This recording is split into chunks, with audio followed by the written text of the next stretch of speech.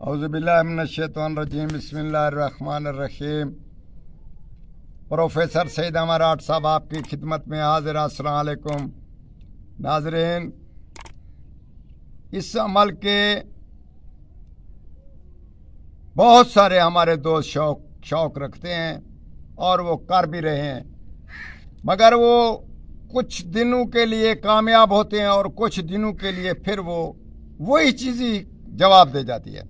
हजरात के लिए हम आज ऐसा अमल बता रहे हैं कि वो कभी जवाब ना देगी, मगर उसमें एक शर्त है कि इस अमल को चिल्ले के मुताबिक यानी कि ढाल लें। उसका यह है कि 21 रोज़ का अमल है, उसको कर लें। 21 रोज़ में रोज़ाना 101 बार पढ़ें। शीरनी, अतर या कुछ चीज़ ऐसी, फूल ताज़ा रखें, रोज़ाना ताज़ा रखा करें। उसके बाद 21 रोज़ के बाद आप के हाथ में ये अमल लग जाएगा और आप कामयाब हो जाएंगे। उसके बाद 12 साल, 11 से 13 साल तक, 12 तक के बच्चे को नाखून पर स्याही तवे की लगाकर उसके ऊपर 21 मरतबा आप ये अमल पढ़ेंगे और फूंक मारेंगे, वो चल पड़ेगा। उसमें एक हमजात आपको हाजिर होकर उसके सवाल जवाब देगा और ये सच होगा। मगर इसमें यह शर्त है कि 21 रोज़ का अमल करना ज़रूरी है। हम आपको बताते हैं कि अमल में क्या पढ़ना है।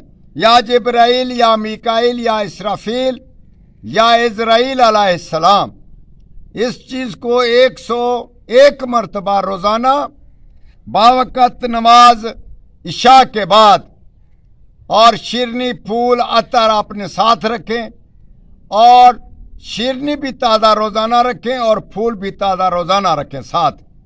वो खुशबू की तरह होंगे।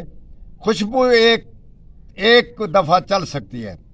तो इंशाअल्लाह ताला आप 21 दिन के बाद इसके आमिल बन जाएंगे और आप जब भी हजरात करेंगे और वह हमजात आपकी खिदमत करेगा और आपके सवालों के जवाब अच्छी तरह और सच बताएगा।